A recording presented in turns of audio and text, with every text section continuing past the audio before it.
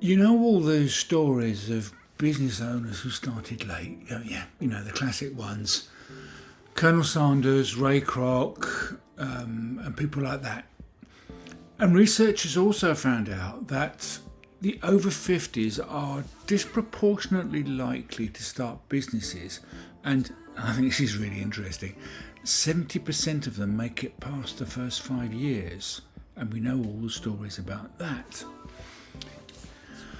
For me, I actually really started when I was 62, the age at which I realised that I actually had a story to tell, even if I've been responsible for my income since the age of 38.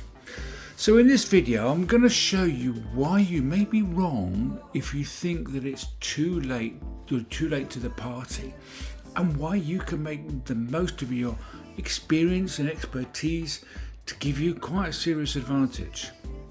So by way of explanation, if you don't know me, my name's Mike. I've been self-employed for almost 30 years, and it was only really during 2020 that this whole thing really kicked off, apart from all the other things that happened in 2020. I lost my mother to Alzheimer's. My wife had a brush with breast cancer, quite a serious brush with breast cancer. And it made me realise, okay, your mother was 62, my mother was 26 when you were born. You're now 62. What are you going to do with the rest of your life? And I did some work with a writer, with a coach on my writing voice. And I'm a copywriter. I can write for you until I'm blue in the face. But writing for myself was an absolute nightmare. And Margot got me writing because she said, and I wrote 20,000 words in 3 weeks. Because she said to me, just because you write something down doesn't mean to say you have to publish it. But write it down you must. And it was during that process that I realised that I had stories to tell. People were interested in what I had to say. And that was the start of everything that I do now, working with clients and talking about this kind of quite passionately.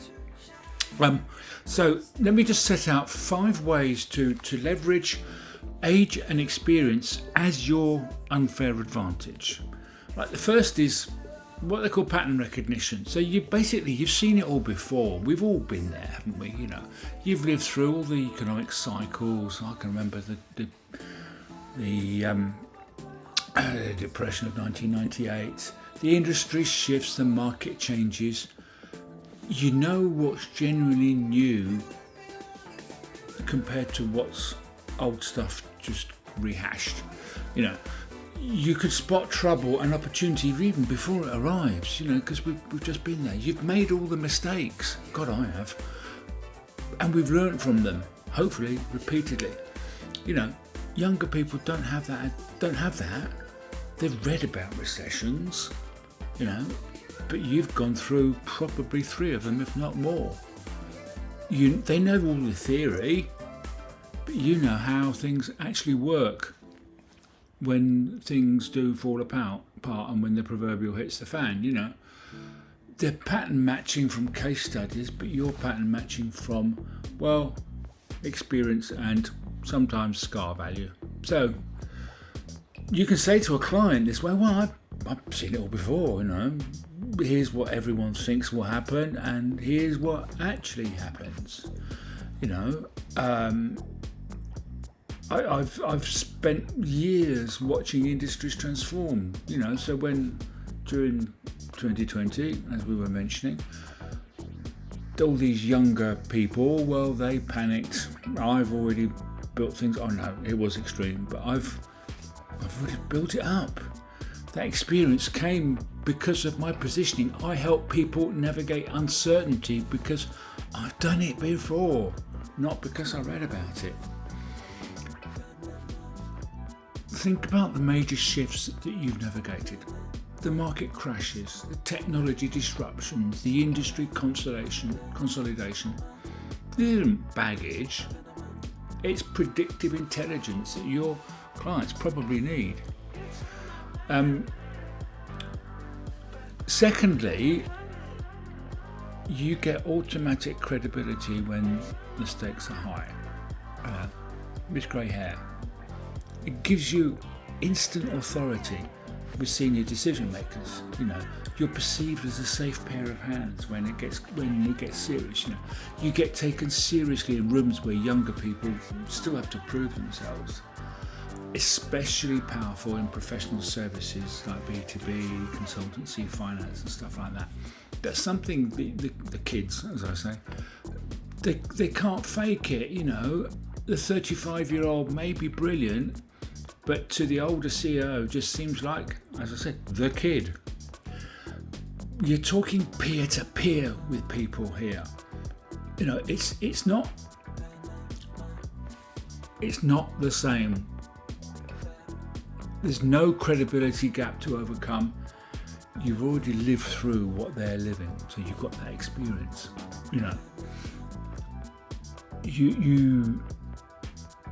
You can empathise. You're in their heads.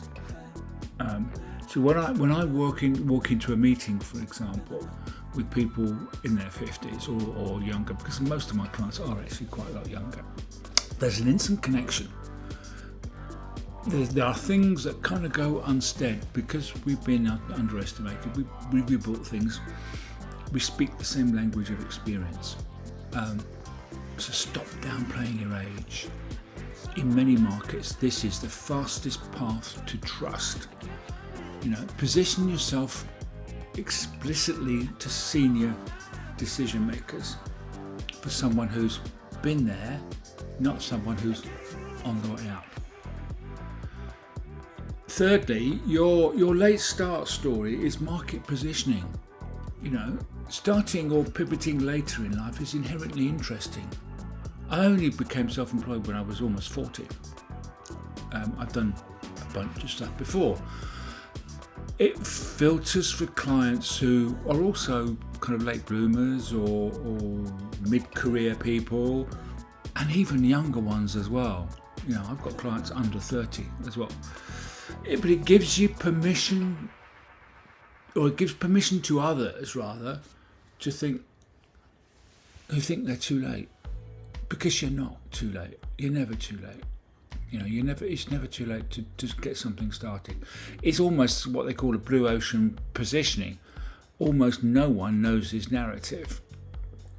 And again, it's something that younger people can't do. They literally can't tell this story because they started at 25. Their position is, the usual kind of scale fast, move fast, growth hacking, and all this tosh. You are the antidote to hustle culture. And your client will suddenly think, well, finally, someone who understands I'm not trying to be the next tech bro. I just want recognition for what I've already built. What's wrong with that? My career, if you like, kick-started at 62. That story filters perfectly. It attracts established professionals who feel invisible instead of being brilliant. And I even mean, because I've met 35-year-olds who think that as well. It repels people looking for 10x your revenue in 90 days, all the tech bros like that. Because if you think like that, I'm sorry, I'm not for you. If you started your business at 50, changed careers at 45, or suddenly went independent at 58, that's not a weakness to hide away. That's positioning story that attracts the clients who will value what you offer. The fourth point is the depth of expertise you've got that younger people haven't had time to build. You've been in your field for 20 years. You've seen all the exceptions, the nuances, the outliers and things like that.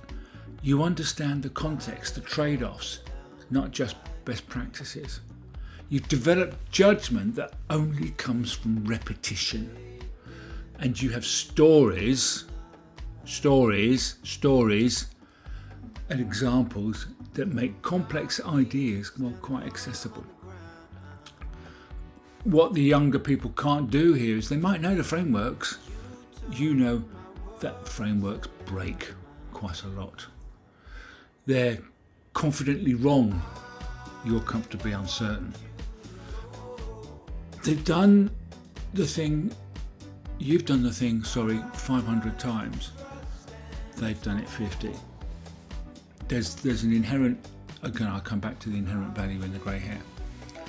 The client will think, well, you didn't give me a template, you gave me wisdom that I can't get anywhere else. You gave me a story that I can't get anywhere else. You gave me experience that I can't get anywhere else. My many years as a translator and a copywriter taught me something that younger people don't necessarily appreciate. People don't need better words. They need someone to hear what they're actually trying to say and what their customers are want to hear. That's a skill you rarely learn from doing a course, believe you me. So whatever you spent decades doing, even if it seems irrelevant, to your current work, there are always going to be transferable skills buried in there. The detail work. The degree in history that I did in 1981 taught me all the techniques that I know now to dig out all the stories from behind my clients' ears. And I do that from time to time, And I've managed the clients, I've managed the crises, You can use all that experience. Then lastly, you're playing a different game, and that is quite an advantage as well.